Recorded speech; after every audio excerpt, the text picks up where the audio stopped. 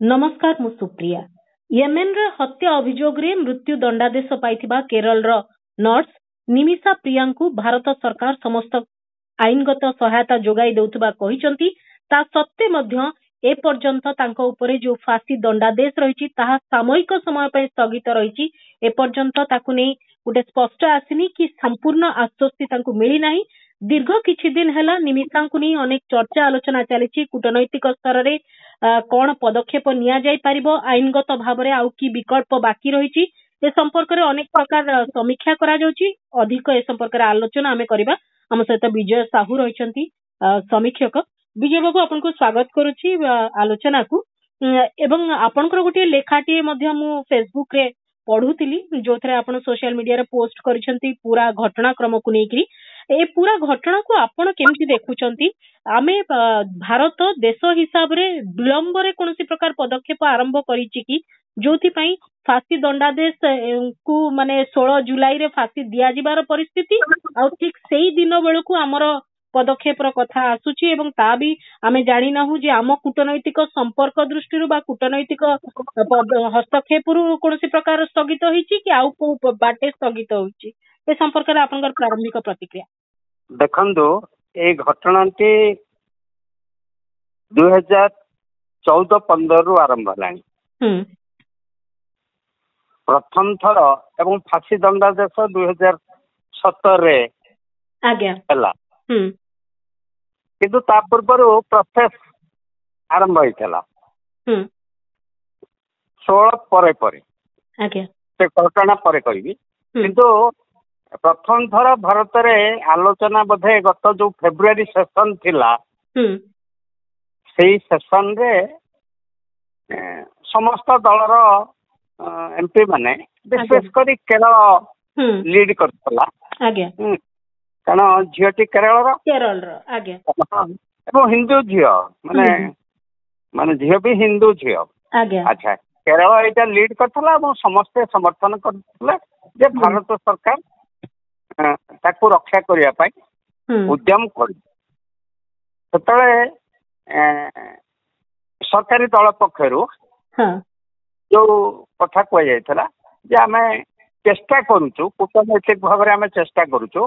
किंतु वर्तमान एमएन सहित जो एमएन रो परिस्थिति एवं हमर कूटनैतिक संपर्क जे भली रहिछि सेठी सीधा सड़क आमे हस्तक्षेप करि परिबनु।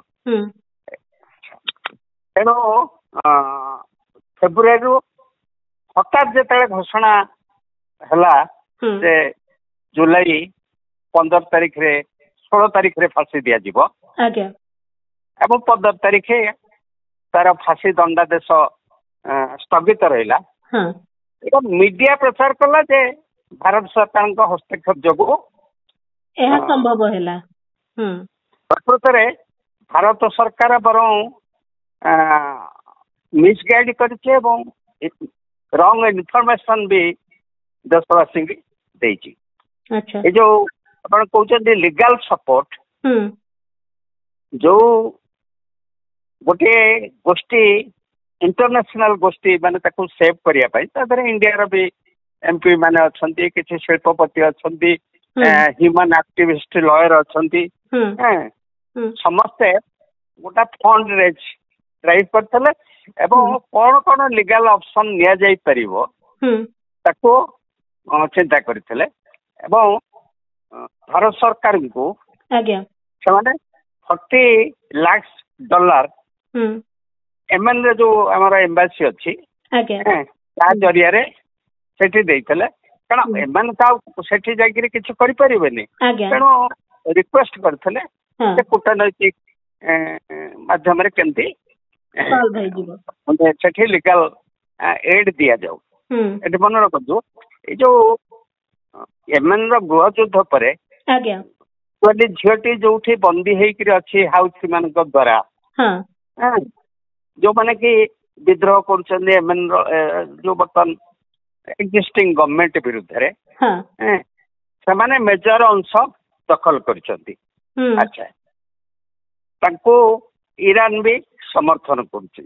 ଆଚ୍ଛା, ଏମେନ କୁ ସାଉଦି ଆରବ କିଛିଟା ସପୋର୍ଟ କରୁଛି, ୟୁଏଇ ସପୋର୍ଟ କରୁଛି, କିନ୍ତୁ ସେମାନେ ଗୋଟେ ଷ୍ଟ୍ରାଟେଜିକ ଲୋକେସନ ଅଛନ୍ତି ରେଡ୍ ସି ଅଞ୍ଚଳ, ଏବଂ ଇରାନ ବି ତାଙ୍କୁ ବ୍ୟାକ୍ କରୁଛି, ଏବଂ ସେମାନେ ପାଲେଷ୍ଟାଇନର ସମର୍ଥକ।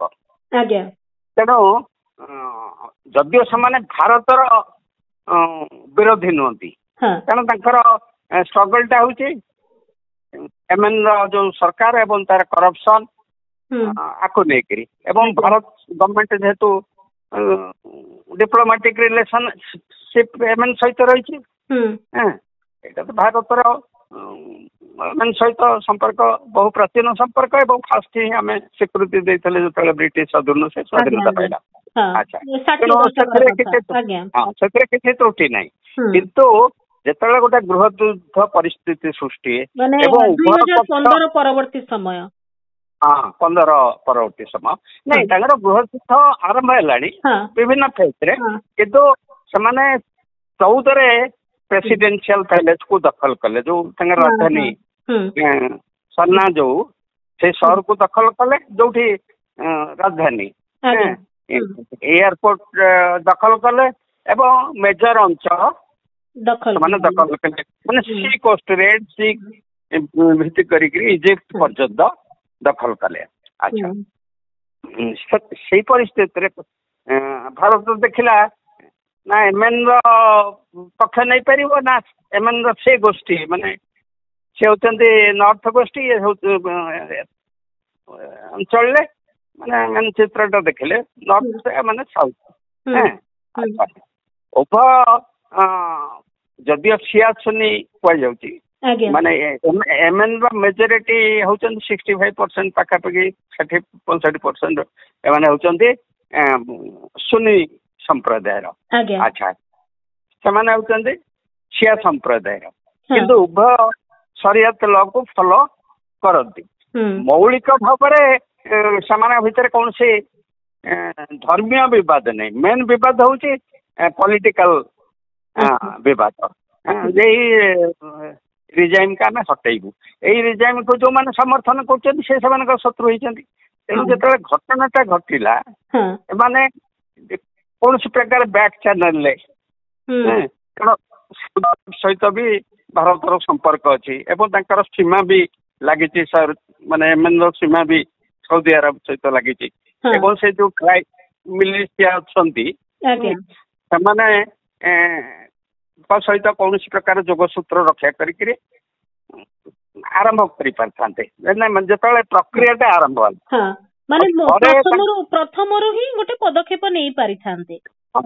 ଏବଂ ଖବର ଜାଣିବା ଦରକାର, ଆମର ଯେତେବେଳେ ଲକ୍ଷ ଲକ୍ଷ ଲୋକ ରହୁଛନ୍ତି, ଆମର ମାନେ ଆମ୍ବାସାଡର ସେଠି ରହୁଛନ୍ତି, ଆମ ଦେଶରୁ ଲୋକ ତ ଯାଉଛନ୍ତି ନା, ପାସପୋର୍ଟ ଭିସା କରିକି ଯାଉଛନ୍ତି ନା। ନିମିଷାଙ୍କର ଯିବାରେ କୌଣସି ଇଲିଗାଲିଟି ନାହିଁ, ନିମିଷା ଲିଗାଲ ଯାଇଛନ୍ତି। ତାପରେ ଯାହା କିଛି ଘଟିଛନ୍ତି ସେଠି ତାଙ୍କୁ ସୁରକ୍ଷା ଦେବା ପାଇଁ ମଧ୍ୟ ଆମର ଏମ୍ବାସିର ବି ଗୋଟେ ଦାୟିତ୍ୱ ଥିଲା।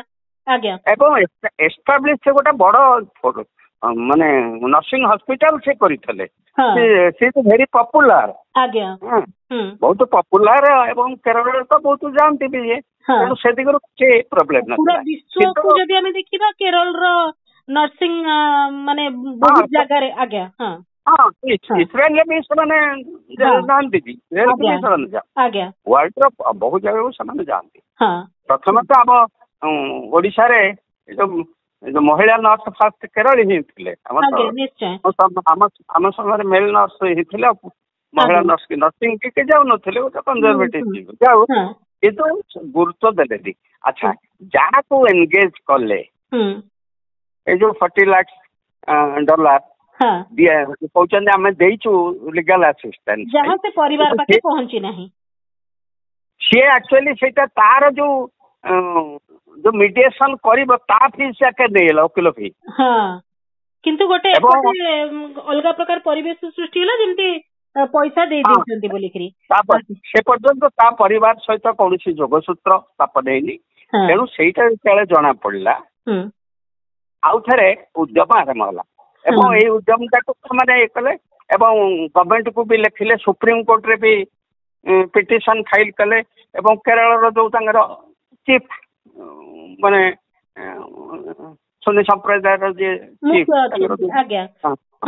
हेड सी काउंटर पार्ट एमएन काउंटर पार्ट सहित जोगाजोग कले आपाई पैसा भी दरकार पैसा भी बहुत फाइनान्स कले एमपी माने भी देइचंदी एमपी वकील एवं किसी व्यवसाय भी देइचंदी fund is not the problem जदि कंप्रोमाइज हे पारे ब्लड मनी पाई सेटा जते कोटी टका हेले भी दे पारे किंतु विजय सर गोटे कथा होची जो ब्लड मनी कथा 2-3 दिन हेलानी लगातार भाबरे चर्चा चलीची जो सरिया लॉ अनुसार ब्लड मनी दबा कथा एबे गोटी आ गोटी रिपोर्ट आसिला जो थरे सेठी जो माने जोगसूत्र रे अछंती से माने कहउचंती जे भारतीय मीडिया ब्लड मनी भली शब्द को बारंबार व्यवहार करिकरी जो कथा कुहा जाउची सेटा से परिवार को दुखी करूची आ से परिवार ए कथा को नेकरी आहुरी बेसी से माने असंतुष्ट सेटा भी ठीक होनी जे हमर जो एक्सटर्नल मिनिस्टर जो स्टेट रहिचंती हां हम तो बहादुरी मारी करे एगुडा का सब सीक्रेटली हुए हां एगुडा सब मीडिया को जना जायंती प्रचार करदेले आम 40 कोटी दे देचु से टंका तांको पाखरे पहुंच जाइछि एटा तक से पर्यंत जोगाजोग हेनी एटा सरकार सेंटिमेंट को भी आघात करि पारे द्वितीय कथा होची माने हमर जो प्लीटा थिला बर्तमान जो सुप्रीम कोर्ट रे जे मुख्य वकील लढुचंती गवर्नमेंट रे भी से जाने मुख्य आगे से जो पॉइंट गुडा कहचंती जे शरीयत लॉ रे भी राइट टू डिफेंस गोटा अछि सेल्फ डिफेंस रे भी जने जन को हत्या करि पारे किंतु एटा प्रोपोर्शनेट हबा दरकार माने जदि से झियो एमती हत्या है जो जदि प्रमाण दे पारथांता ताहले तार हत्या करवाटा भी ये न माने भूल है न जस्टिफाई हे थांता आगे जस्टिस किंतु तार जो निजर सेल्फ डिफेंस पई से निज आत्मसुरक्षा पई से हत्या करिचन आगे natural justice actually natural justice कथाटा मुस्लिम लॉ शरीयत रे पूर्वरु आछि हम हिंदू लॉ रे नाही बिल्कुल हम जो ये नथिला तांगर रहिछि किंतु तार प्रोपोर्शनेट जदि प्रमाण करिया पड़ियो किंतु आर जतले ट्रायल आरंभ हला अरबिक भाषा रे हला आगे ताको जो लीगल एड देले ताको जो गवर्नमेंट देला से अरबिक भाषा रे आगो कर पचा दिए छु जोथे बुझिबा अनुसार ये सठिक भाबरे निज कथाटी रखि पार नथिबे लैंग्वेज गोटे कम्युनिकेशन गोटे समस्या रहिला बर्तमान तो सी नवासिया पर्यंत तो डिटेल कथा जानी हेबनी किंतु जहाँ ये वकील जो माने लढुचंदी कहउचंदी बिल्कुल से चुप रहिछि से किछि जानि पारिनी एवं ससरे माने जो कोर्ट रे साक्षी देला आपण जदि कोर्ट कचेरी जाइथिबे हैं दस्तखत कर दियंती दस्तखत करे ये सब मानि जाइछि होला कि जहाँ सुनिबा को भी मिलिला जे तांकर जो सरकारी लीगल एड दिया जाइथिला निमिषांकु सीए मध्य गोटे प्रकार प्रकारांतरे अन्य पक्षर काम कला भली कहते से पर से पक्षर कार्य कला कारण से गोटा लोकल बिजनेसमैन हैं तापर गोटा सेंटिमेंट भी काम करथिबो ये तो गोटा विदेशी ये भारतीय न आज्ञा निजस्व गोटे बायसनेस थिबो गोटे अवधारण लेकि समान चालीथिबे आज्ञा एवं से तो हत्या हो जाइछि किंतु ये हत्यार कारण ये तो बुझे पारिनी जेतेबेले टर्चर होतला फाइनेंशियल अन्य सब टर्चर होतला ये पुलिस की जाइछि कंप्लेन करिया पई पुलिस उल्टिया को 6 दिन जेल रे रखिछि नेचुरली बहुत उडा मेंटल फिजिकल फाइनेंशियल शोषण रो शिकार हिसाला परे लंबा समय धरिकरी एवं गृह युद्ध हो बा अन्य समस्या पासपोर्ट रखी दबा ये सब समस्या को नहीं निज देश को फेरी न पारिबा निज लोकों को सहित कांटेक्ट न करि परिबो विभिन्न प्रकार उत्पीड़न रो शिकार हेचंती आज्ञा से जदि से हॉस्पिटल तार न थांता कारण बहुत उडा इन्वेस्ट करछि ना कारण तो ता स्वामी चली आसला तार झियो भी थिला चली आसला ओते मां भी थिले ना कोन ओते जानती चली आसले किंतु ये आसिला नहीं भाबिला परिस्थिति एते आ कारण किछु गोटा डिस्पोज ऑफ करिकरी जिबी एते गोटा टंका इन्वेस्टमेंट हेछि एवं एटा प्रथमे से तार सेविंग एवं किछि जमी बिकिकरी तार स्वामी भी सेठी गोटा इलेक्ट्रिकल असिस्टेंट थिला हां तो जॉब मिल जाए ना आज्ञा ରୋଜଗାର କରି ଯୋଉଟା କରିଥିଲା ବୁଡି ଯାଉଛି ସେ ଆସିଲାନି। ଯଦି ଚାଲି ଆସିଥିଲେ କିଛି ଅସୁବିଧା ନଥାନ୍ତା। ଯେତେବେଳେ କଥା ଭାବୁଛନ୍ତି ସେତେବେଳକୁ ଧୀରେ ଧୀରେ ସେଇ ଅଞ୍ଚଳ ଟା ହାଉତି ମାନେ ଦଖଲ କରିନେଲେ। ନ୍ୟାଚୁରାଲି ତାଙ୍କ ଅଧୀନକୁ ଚାଲିଗଲା। ଆଉ ସେଠି ଆମର କୌଣସି ଓକିଲ ସମ୍ଭବ ନୁହଁ।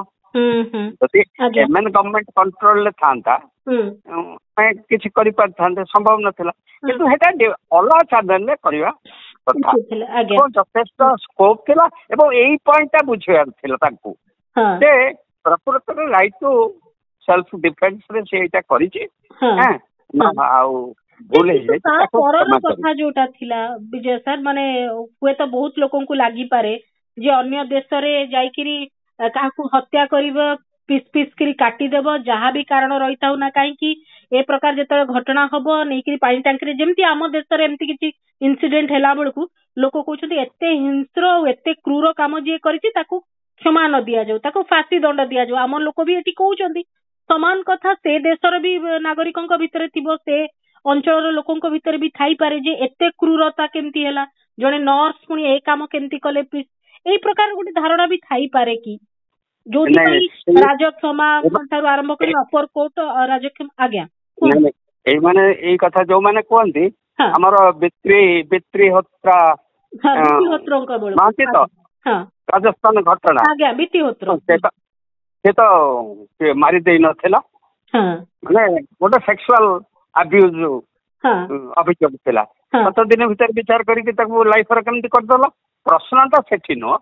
ମାନେ ଇଏ ତ ଏମାନେ ତ ଜାତିସଂଘର ଗୋଟେ ମେମ୍ବର ଏବଂ ସମସ୍ତେ ହ୍ୟୁମାନ ରାଇଟ୍ସ କି ସିଗ୍ନେଟାରୀ, ଏବଂ ହ୍ୟୁମାନ ରାଇଟ୍ସ ର ଫାଷ୍ଟ ମିନିମମ୍ ସର୍ତ୍ତ ହଉଛି ପ୍ରତ୍ୟେକର ବଞ୍ଚିବାର ଅଧିକାର ଅଛି, ସେଲ୍ଫ ଡିଫେନ୍ସ ଅଛି। ଏବଂ ସମସ୍ତଙ୍କର ଜୁରିସ୍ପ୍ରୁଡେନ୍ସ ଯଦି ମାନେ କୌଣସି ଗୋଟେ ଯିଏକି ଜାତିସଂଘର ମେମ୍ବର ନାହିଁ ଅଲଗା କଥା, ମାନେ ଅନଡିକ୍ଲେୟାର୍ଡ ଟେରରିଷ୍ଟ ଯୋଉମାନେ ରାଷ୍ଟ୍ର ଭାବରେ ନାହାନ୍ତି ତାଙ୍କ ଛଡା ଯୋଉମାନେ ରାଷ୍ଟ୍ର ଭାବରେ ଅଛନ୍ତି ତାଙ୍କର କୌଣସି ଲ, ସିଭିଲ ଲ ହଉ, କ୍ରିମିନାଲ ଲ ହଉ ବା ତାଙ୍କର ରିଲିଜିୟସ୍ ଲ ହଉ, ସେଇ ଫଣ୍ଡାମେଣ୍ଟାଲ୍ସ କୁ ସ୍ୱୀକୃତି ଯଦି କଣ୍ଟ୍ରାଡିକ୍ଟ କରିବ ତାହେଲେ ସେ ଲ କାମ କରିବ।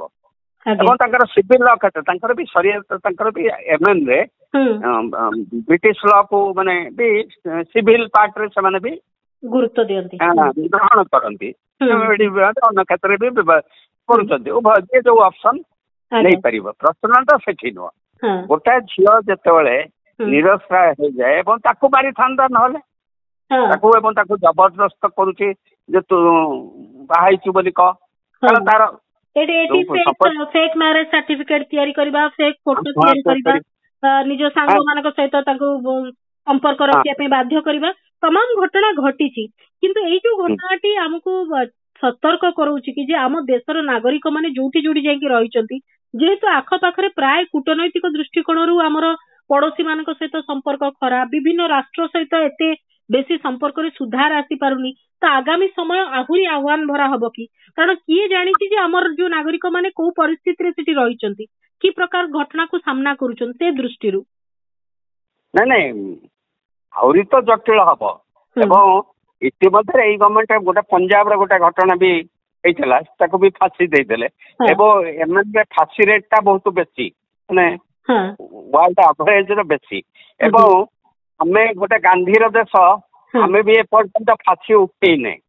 ଆମେ ଯେତେବେଳେ ଡିମାଣ୍ଡ କରୁ, ଲିବରାଲ ମାନେ ଯେତେବେଳେ ଡିମାଣ୍ଡ କରନ୍ତି ଯେ କ୍ୟାପିଟାଲ ପନିଶମେଣ୍ଟ ଉଠି ଯାଉ, ଲାଇଫର ଟିଲ୍ ଡେଥ୍ ଲାଇଫର, କିନ୍ତୁ ଆମେ ବି ବିଜେପିର ତୀବ୍ର ବିରୋଧ ହଉଛି କ୍ୟାପିଟାଲ ପନିଶମେଣ୍ଟ ରହିବ, ନହେଲେ ଅରାଜକତା ସୃଷ୍ଟି ହବ। ତେଣୁ ଆମେ ଇଣ୍ଟରନ୍ୟାସନାଲି ଡୁଆଲ ଷ୍ଟାଣ୍ଡାର୍ଡ ଆମର ହେଇଯାଉଛି। ଯଦି ତମ ଲ ହତ୍ୟାକାଣ୍ଡ ପାଇଁ ଏବଂ ଜଘନ୍ୟ ହତ୍ୟାକାଣ୍ଡ ପାଇଁ କହୁଛ, ତମେ ଜଘନ୍ୟ ହତ୍ୟାକାଣ୍ଡ ପାଇଁ ଫାଶୀ ଦେବ, ତାହେଲେ ଏଇଟା ବି ତ ଜଘନ୍ୟ ହତ୍ୟାକାଣ୍ଡ ନା? 2 ଜଣ ମିଶିକିରି ତମେ ମାରିକିରି ପୁଣି ଟ୍ୟାଙ୍କରେ ପକେଇକିରି ତାକୁ ଡିକମ୍ପୋଜ କରିବା ପାଇଁ କଥା ରହିବ କେମିତି ସେଠି? ତେଣୁ ଆମର ବି ଲିଗାଲ ରିଫର୍ମ ହବା ଦରକାର। ଗୋଟେ ମାନବିକ ଆଇନଟା ରିଫର୍ମ ପାଇଁ ହେଇଛି। ଆଇନଟା କେବେ ପନିଶମେଣ୍ଟ ପାଇଁ ହେଇନଥାଏ। ପନିଶମେଣ୍ଟ ଦ୍ୱାରା ନିମିଷାଙ୍କ ପାଇଁ କହିଲା ବେଳେ ପ୍ରଥମେ ଆମ ଦେଶ ପରିସ୍ଥିତି ଦେଖିବାକୁ ଦରକାର ଯେ ଆମେ କ୍ୟାପିଟାଲ ପନିଶମେଣ୍ଟ ଉଠେଇ ଦବୁ ନା କ୍ୟାପିଟାଲ ପନିଶମେଣ୍ଟ ରଖିବୁ। ଆଜ୍ଞା ଆଜ୍ଞା କୁହନ୍ତୁ। କିନ୍ତୁ ହଁ ଯୋଉ କଥାଟା କହିଲେ ଆମେ କେତେ ନଜର ଦବା। ଆମେରିକା କେମିତି ତା ନାଗରିକ ପାଇଁ ନଜର ଦଉଛି? ଆମେ ତ କହୁଛେ ନା ଆମେରିକାଠୁ ଟପି ଯିବା। ଆମେ ତ ବାହାଦୁର ମାରି କହୁଛେ ନା ଟକ୍କର ଦଉଛୁ ଆମେରିକାକୁ। ପ୍ରତ୍ୟେକ ଦେଶ ତାର ନାଗରିକ ସୁରକ୍ଷା ପାଇଁ। ଇଟାଲୀ କେମିତି ମନେ ଅଛି ନା ଏଇ ଯୋଉ ଜାହାଜ ଘଟଣାରେ ଇଟାଲୀ ତା ନାଗରିକକୁ କେମିତି ସୁରକ୍ଷା ଦଉଛି?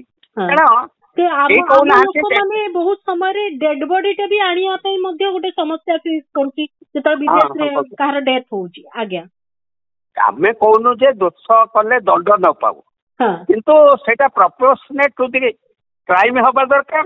ଏବଂ ସେ ଯେ ଜଣେ କ୍ରାଇମ କରୁଛି ସେଇ ପରିସ୍ଥିତି କି ବି ବିଚାର କରିବା। ମାନେ କୋଉ ପରିସ୍ଥିତିରେ ନିମିଷା ଏଇଭଳିଆ କାମ କରିଥିବେ ତାକୁ ବି ବିଚାରକୁ ଆଣିବା ଦରକାର, କାରଣ ସେଠିକାର ପୁଲିସ ବି ଜାଣିଥିଲା ଯେ ତାଙ୍କ ସହିତ କଣ ଘଟୁଛି। ଆଜ୍ଞା ମୁଁ ଆଉ ଗୋଟେ କଥା ଜାଣିବାକୁ ଚାହୁଁଛି ଯେ ଯେହେତୁ ମାନେ ୟେମେନର ଏଇ ଯୋଉ ଘଟଣାଟିକୁ ଯଦି ସମ୍ଭାଳି ନ ପାରୁଛନ୍ତି ଦେଶ, ସେ ଏନଜିଓ ଆଉ ଅନ୍ୟାନ୍ୟ ଯେତେ ବ୍ୟାକ୍ ଚ୍ୟାନେଲ୍ସରେ ଆଲୋଚନା ହଉ କୂଟନୈତିକ ସ୍ତରରେ ଯଦି ଗୋଟେ ଆମକୁ ସଫଳତା ନ ମିଳୁଛି ଆଉ ଫାଶୀ ଦଣ୍ଡାଦେଶ ସମ୍ପୂର୍ଣ୍ଣ ରୂପେ ଯଦି ନ ହେଇକିରି ଯେମିତି ଆପଣ କହୁଛନ୍ତି ଯେ ଆଜୀବନ ହଉ ପଛେ ସେଇ ପ୍ରକାର ସ୍ଥିତି ଯଦି ନ ରହୁଛି ତାହେଲେ ଇଏ ଗୋଟେ ବଡ ବିଫଳତା ଆମେ ବୋଲି ବିଚାର କରାଯିବ କି? ଏବଂ ଇଏ ପାଲଟା ଗୋଟେ ଆମ ଉପରେ ଗୋଟେ ଜବାବୀ ପରିସ୍ଥିତି କି ଯେ ଆମେ ପାଲେଷ୍ଟାଇନ ବେଳକୁ ଆମର ଷ୍ଟାଣ୍ଡ କଣ, ଇରାନ ଉପରେ ଇସ୍ରାଏଲର ଆକ୍ରମଣ ବେଳେ ଆମର ଷ୍ଟାଣ୍ଡ କଣ, ତାର ସବୁର ଗୋଟେ ହିସାବ କିତାବ କି? ନ୍ୟାଚୁରାଲି ଏ କ୍ଷେତ୍ରରେ ଇରାନ ଗୋଟେ ଭଲ ରୋଲ ପ୍ଲେ କରିପାରନ୍ତା, କାରଣ ଇରାନ ଅସ୍ତ୍ରଶସ୍ତ୍ର ଯୋଗାଏ ତାର ଅଲଗା ଇଏ କାରଣ ପାଇଁ, ମାନେ ଇସ୍ରାଏଲ ଇସ୍ୟୁରେ ଯୋଉଟା କି ଅଭିଯୋଗ ବି ରହିଛି ଯେ ଆମେରିକାର ଅଭିଯୋଗ ରହିଛି, ଇସ୍ରାଏଲ ଅଭିଯୋଗ ରହିଛି ଯେ ଏମାନଙ୍କୁ ଇରାନ ଅସ୍ତ୍ରଶସ୍ତ୍ର ଦଉଛି। କିନ୍ତୁ ବର୍ତ୍ତମାନ ଇରାନ ସହିତ ତାର ସମ୍ପର୍କ ଖରାପ। ସେମାନେ ଚାହୁଁଛନ୍ତି, ବର୍ତ୍ତମାନ ସେମାନେ ବି ଚାହୁଁଛନ୍ତି ଯେ ଇଏ ମୁକ୍ତି ପାଉ, କିନ୍ତୁ କୋଉ ଡିପ୍ଲୋମାଟିକ ଚ୍ୟାନେଲ ସେଠି ଯାଇକିରି ଭାରତରୁ କେହି ଯାଇପାରିବେ କି? ଯାଇପାରିବେନି। ଇରାନ ଯାଇପାରେ, ଏପରିକି ଓମାନକୁ ବି ଓମାନ ସହିତ ବି ଥ୍ରୁ ସାଉଦି ଆରବିଆ ଇଏ କରିପାରନ୍ତେ। ୟୁଏ ଦ୍ୱାରା ହବନି, ୟୁଏ ସହିତ ସେମାନେ ଆଗ୍ରିଡ୍, କାରଣ ତାଙ୍କ ଉପରେ ଆକ୍ରମଣ କରିଛି।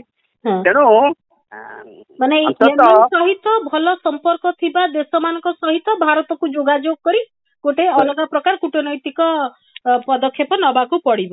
କିନ୍ତୁ ଏ ସବୁ ପାଇଁ ଗୋଟେ ବଡ କଥା ହଉଛି ବିଜୟ ସାର୍, ସମୟ ନାହିଁ, ସମୟ କମ। ସେ ଯୋଉ ଶୁଣନ୍ତୁ, ସେ ଯୋଉ ଷ୍ଟେ କରିକି ରଖିଲେ, ଷ୍ଟେ କରିବାର ତ କିଛି ନାହିଁ, ୱାରେଣ୍ଟ ଚାଲି ଆସିଥିଲା ବିନା କାରଣ। ମାନେ ଯେତେବେଳେ ଫାଶୀର ୱାରେଣ୍ଟ ଚାଲି ଆସେ, ଯୋଉ ସମୟ ଦିଆହେଇଥାଏ ଜାଣିପାରନ୍ତିନି, ସେଇ ସମୟରେ ହିଁ ଏକ୍ଜିକ୍ୟୁଟ ହେଇଯାଏ। କିନ୍ତୁ ଦେଲେ ମାନେ ସେମାନେ ହୁଏତ ତାଙ୍କ ତରଫରୁ ବି ଇନଡାଇରେକ୍ଟଲି ଗୋଟେ କମ୍ପ୍ରମାଇଜ ହଉ ବୋଲି, ଫ୍ୟାମିଲି କି ବୁଝାଯାଉ ବୋଲି, ସେଟା ଆମେ ଜାଣିପାରିବାନି, ହେଇପାରେ। କିନ୍ତୁ ସ୍ଥଗିତ ରଖିବାକୁ ଗୋଟେ ଭଲ ସଂକେତ ବୋଲି ଆମେ ବିଚାର କରିପାରିବା। ସେମାନେ ବି ଗୋଟେ ସେକେଣ୍ଡ ଥଟ୍ ରଖୁଛନ୍ତି। ଏବଂ ଏମାନେ ବି ଯୋଉମାନେ, କାରଣ ଇଣ୍ଟରନ୍ୟାସନାଲ କମ୍ୟୁନିଟି ମାନେ ହ୍ୟୁମାନ ରାଇଟ୍ସ ଗୋଷ୍ଠୀ ଆଦେରେ ସବୁ ମାନେ ଏପରିକି ସେଇ ଆମେରିକା ଫାମେରିକା ସବୁ ଇଏର ସବୁ ଗୁଡା ଏକ୍ସପୋଜ ମାନେ କରୁନାହାନ୍ତି। ପ୍ଲସ୍ ରିଲିଜିୟସ୍ ଲିଡର ବି, ଆଉ ରିଲିଜିୟସ୍ ଲିଡର ମାନଙ୍କର ପ୍ରଭାବ ଥାଏ, ଯୋଉଟା ଲେଖିଛି ବି ଅତୀତରେ ଆମ ସହିତ ଏମାନଙ୍କର ତ ଥାଉଜେଣ୍ଡ ଇୟର୍ସ ସମ୍ପର୍କ, ମାନେ ସବୁଠାରୁ ବେଷ୍ଟ ସମ୍ପର୍କ। କିନ୍ତୁ ଏଇ ଯୋଉ ଗତ ସୁପ୍ରିମକୋର୍ଟ ଯୋଉ ସେଇଟା ହିୟରିଂ ଥିଲା ବୋଧେ 16 ତାରିଖ ନା କେବେ ବନ୍ଦ ହେଲା, ତ 16 ତାରିଖ ଆମର ଆଡଭୋକେଟ ଜେନେରାଲ କଣ କହିଲେ, ମାନେ ଆମେ କିଛି କରିପାରିବୁନି, ଯାହା ଅନ୍ୟ ଭାବରେ କରାଯାଉ, ନ୍ୟାୟିକ ବିକଳ୍ପ କିଛି ଆଉ ନାହିଁ ଲଢିବା ପାଇଁ, କୂଟନୈତିକ ସ୍ତରରେ ଯେତିକି। ଆଜ୍ଞା ମୋର କହିବା କଥା ସେଇଟା ଠିକ ଅଛି, ଓପନଲି କହିବା ଦରକାର ନାହିଁ, ଆଉ ବି ଗଭର୍ଣ୍ଣମେଣ୍ଟ ଏତେ ପବ୍ଲିକଲି ବିବୃତ୍ତି ଦେବା ଦରକାର ନାହିଁ। କିନ୍ତୁ ସେଇଟା ସ୍ପେସିଫିକ ଦାୟିତ୍ୱ ଦେଇକିରି କାହାକୁ ତମେ ସେ ଇରାନ ସହିତ ହଉ ହଉ ମାନେ ଥାର୍ଡ ପାର୍ଟି ଇଏ କରିକିରି ଗୋଟା ତାଙ୍କୁ ଗୋଟେ ତାଙ୍କ ପରିବାର ସହିତ ଯୋଗାଯୋଗରେ ମଧ୍ୟସ୍ଥ କରିବା ପାଇଁ ଗୋଟେ ବିଶ୍ୱସ୍ତ ଦେଶ ଦ୍ୱାରା ଏ କାମ କରାଯାଇପାରେ। ବିଜୟ ସାର୍, ମୁଁ ଶେଷ ପ୍ରତିକ୍ରିୟା ଆପଣଙ୍କୁ ଚାହିଁବି, ଯେତେବେଳେ କୌଣସି ଏକ ଘଟଣା ଏମିତି ଘଟି ଯାଉଛି ବିଦେଶରେ ଥିବା ଆମର ନାଗରିକଙ୍କ ଉପରେ ଏବଂ ପର୍ଟିକୁଲାରଲି ସେ ଗୋଟେ ଏମିତି ମାନେ ହେଲ୍ଥ ସର୍ଭିସ ଦଉଥିଲେ ନର୍ସିଂ କମ୍ୟୁନିଟି କୁ, କେରଳର ନର୍ସିଂ କମ୍ୟୁନିଟିର ଯୋଉ ଗୋଟେ ନିଜସ୍ୱ ଗୋଟେ ଅଛି ବ୍ୟବସ୍ଥାଟେ, ସେମାନେ ବିଭିନ୍ନ ଜାଗାରେ ଅଛନ୍ତି ଯାଇକିରି, ତ ଏ କେସ୍ ର ଇମ୍ପାକ୍ଟ ସେମାନଙ୍କ ଉପରେ ସାମଗ୍ରିକ ଭାବରେ ପଡିପାରେ କି? ସେମାନଙ୍କ ଭିତରେ ବି ଗୋଟେ ଆଶଙ୍କା ରହିପାରେ କି? ନାଇଁ, ନ୍ୟାଚୁରାଲି ହବ ନା, ନ୍ୟାଚୁରାଲି ଗୋଟେ ଭୟର ବାତାବରଣ ଖାଲି ସେମାନଙ୍କ ଉପରେ କାହିଁକି, ଅନ୍ୟ ବି ଯୋଉମାନେ ଅଛନ୍ତି ଅନ୍ୟ କ୍ଷେତ୍ରରେ କାମ କରୁଛନ୍ତି ଏବଂ ଆମର ଟ୍ରେଡ୍ ଆଣ୍ଡ କମର୍ସ ତ ଏମାନଙ୍କ ସହିତ ବହୁତ ବେଶୀ, ଆମର ତ ବେଶୀ ବାଣିଜ୍ୟ ହୁଏ ସେଠି, ତେଣୁ ସମ୍ପର୍କ ଅଛି ଏବଂ ପ୍ରାୟ କେବଳ ଏମାନେ ବୋଧେ 3 ଲକ୍ଷ ଭାରତୀୟ ଅଛନ୍ତି ନା କଣ, ତେଣୁ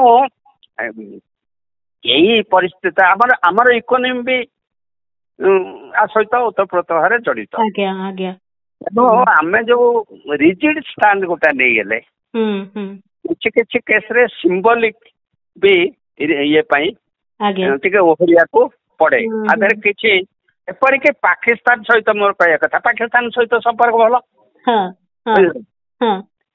ଏପରିକି ଦରକାର ପଡିଲେ ପାକିସ୍ତାନ ସହିତ ବି ଜରିଆରେ କରିକିରି ଇରାନ ପାକିସ୍ତାନକୁ ଏଠି ଇନଭଲ୍ଭ କରିବା ଦରକାର। କିନ୍ତୁ ଯଦି ପ୍ରଚାର ହୁଏ, ତମେ ଯଦି ପଲିଟିକାଲ ଆଡଭାନ୍ଟେଜ ନେବାକୁ ଚାହିଁବ, ସିଏ ବି କାଉଣ୍ଟର କରିବେ। ଆମ ସହଯୋଗରେ ଆମେ ବଞ୍ଚେଇଥିଲୁ। ଜିଦାଜିଦିରେ କିଛି ହେବ ନାହିଁ, ଜଣଙ୍କର ମାନବାଧିକାରର ପ୍ରସଙ୍ଗ, ତେଣୁକରି କେତେ ଗୁରୁତ୍ୱ ଦେଇକିରି କୂଟନୈତିକ ସ୍ତରରେ କଣ ହେଇପାରୁଛି ଏବଂ ଭାରତୀୟ ଗଣମାଧ୍ୟମ ଉପରେ ମଧ୍ୟ ଗୋଟେ ଅଙ୍କୁଶ ଲାଗିବା ଦରକାର ଯେ କୋଉ କଥା କହିଲେ ବିଗିଡି ଯାଇପାରେ ପରିସ୍ଥିତି, ତା ଉପରେ ମଧ୍ୟ ଗଣମାଧ୍ୟମକୁ ଏମାନେ ସିନା ସୂତ୍ର କହିକିରି ଲିକ୍ କରିବା ଯୋଗ ହଉଛି ନା, ସରକାରୀ ଦଳ ତରଫରୁ କେହି ଲିକ୍ କରୁଛନ୍ତି, ଏଗୁଡାକ ସେନ୍ସିଟିଭ ଇସ୍ୟୁ, ତାକୁ ଏଗୁଡା କରିବା କଥା ନୁହଁ। କାରଣ ଏଇଟା ଗୋଟେ ଜଣଙ୍କର ମାନେ ଛାତି ଖୁଣ୍ଟରେ ଜଣେ ଚଢିଛି, ତମେ ଯଦି ବର୍ତ୍ତମାନ ତାକୁ ବାହାଦି ଦେବା ପାଇଁ ଇଏ କରିବ, ତଥାପି ମୋର ଭରସା ଅଛି ଗୋଟେ ଷ୍ଟ୍ରଙ୍ଗ ଏଇ ଇସ୍ୟୁରେ ସେମାନେ, ଯେହେତୁ ମାନେ ଯୋଉମାନେ ଯୋଉ ଅଞ୍ଚଳରେ ଅଛନ୍ତି ସେମାନେ ସିମ୍ପାଥେଟିକ ହେଇଛନ୍ତି, ପରିବାରର ଅନ୍ୟ ସଭ୍ୟ ମାନେ ରାଜି ଅଛନ୍ତି, କେବଳ ତା ଭାଇ ଏଇଥିପାଇଁ ରିଜିଡ୍ ଅଛି। ଏଇ ଯୋଉ ସେଣ୍ଟିମେଣ୍ଟାଲ ପ୍ରଶ୍ନ, money is not the material, ଏବଂ ସେମାନେ ପଇସା ନବା ପାଇଁ ବି ପ୍ରସ୍ତୁତ ନଥିଲେ, ତାଙ୍କର ବି ଅଛି ଟୋକନ ଟଙ୍କାଟା ନେଇଗଲେ ବି। କିନ୍ତୁ ଆମକୁ ତାଙ୍କ ଜାଗାରେ ଛିଡା ହେଇକିରି ବି ଘଟଣାଟିକୁ ଦେଖିବାକୁ ପଡିବ ଯେ କେମିତି କଣ ତାଙ୍କ ମାନସିକତା ବି ଦେଖିବାକୁ ପଡିବ। ଆମର କ୍ଷମା ମାନେ ତ ଆମେ ଅପରାଧକୁ ସ୍ୱୀକାର କରିକିରି କ୍ଷମା ଚାହୁଁଛନ୍ତି। ଯେତେବେଳେ ନେଗୋସିଏସନ ହବ, ତାହେଲେ କୋର୍ଟ ଫାଇଟ୍, ସେ ପିରିୟଡ ତ ଚାଲିଗଲାଣି, ସେଠି ବର୍ତ୍ତମାନ ହଉଛି ଭୁଲ ହେଇଛି, କିନ୍ତୁ ଭୁଲ କରିବା ତାର ଉଦ୍ଦେଶ୍ୟ ନୁହଁ। ଏଇ ବର୍ତ୍ତମାନ ଯଦି ଇଏ କରାଯାଏ ତାହେଲେ ବଞ୍ଚି ଯାଇପାରେ। ଦେଖାଯାଉ, ସମୟକୁ ଅପେକ୍ଷା କରିବାକୁ ପଡିବ। ବହୁତ ବହୁତ ଧନ୍ୟବାଦ ବିଜୟ ସାର୍, ଏତିକ ସମୟ ଦେଇଛନ୍ତି ଆଲୋଚନା ପାଇଁ। ବିଜୟ ସାହୁ ଆମ ସହିତ ଥିଲେ ସମୀକ୍ଷକ, ଯିଏ ସମ୍ପର୍କରେ ଆଲୋଚନା କରୁଥିଲେ। ନିମିଷା ପ୍ରିୟାଙ୍କର କେସ୍ କୁ ନେଇକରି ବର୍ତ୍ତମାନ ପୁରା ଦେଶରେ ଚର୍ଚ୍ଚା ଚାଲିଛି। କୂଟନୈତିକ ସ୍ତରରେ ୟେମେନ ସହିତ କିଛି ବୁଝାମଣା କରିବା ପାଇଁ ଭାରତ କେତେ ଦୂର ସଫଳ ହେଉଛି, ଫାଶୀ ଦଣ୍ଡ ଏବେ ସ୍ଥଗିତ ରହିଛି, ପୁରାପୁରି ସେଥିରୁ ସେ ମୁକ୍ତି ପାଉଛନ୍ତି କି ନାହିଁ ତାହା ସମୟ କହିବ, କିନ୍ତୁ ଶେଷ ପର୍ଯ୍ୟନ୍ତ ଚେଷ୍ଟା ଜାରି ରହୁ। ବହୁତ ଗୁଡେ ଏନଜିଓ, ବହୁତ ମାନବାଧିକାର କର୍ମୀ ଏ ପାଇଁ ଲାଗିଛନ୍ତି ଏବଂ ଯାହା ଘଟଣାକ୍ରମକୁ ଦେଖିକିରି ଯାହା ଯାହା ଘଟଣାକ୍ରମ ନିମିଷାଙ୍କ ଜୀବନରେ ଘଟି ଯାଇଛି, ତାର ପରିଣତି ସ୍ୱରୂପ ସେ ନିଜର ସୁରକ୍ଷା ପାଇଁ ଏଭଳି ଏକ ପଦକ୍ଷେପ ନେଇଥିଲେ, ପାସପୋର୍ଟ ତାଙ୍କଠୁ ଆଣିବା ପାଇଁ ଏକ ପଦକ୍ଷେପ ନେଇଥିଲେ। ଏ ସବୁକୁ କେତେ ଗୁରୁତ୍ୱ ମିଳୁଛି ଏବଂ ପରିବାର, ଯୋଉ ପରିବାରଙ୍କର ଲୋକଙ୍କର ମୃତ୍ୟୁ ହେଇଥିଲା, ହତ୍ୟାକାଣ୍ଡ ହେଇଥିଲା, ସେ ପରିବାର କେତେ କଥାକୁ ବୁଝୁଛନ୍ତି ତା ଉପରେ ନିର୍ଭର କରେ। ବ୍ଲଡ ମନି କହିବା ପାଇଁ ଗୋଟିଏ ଶବ୍ଦ, କିନ୍ତୁ ୟାକୁ ନେଇକରି ଯୋଉ ପ୍ରକାର ଭାବନା ରହିଛି, ସେ ଭାବନା ଦୁଇ ପକ୍ଷକୁ ବୁଝିବାକୁ ପଡିବ। ଏ ଦିଗରେ କେତେ ସଫଳତା ମିଳୁଛି ସମୟ କହିବ। ସ୍ୱତନ୍ତ୍ର ଆଲୋଚନାକୁ ଏଇଠି ରଖୁଛି। नमस्कार।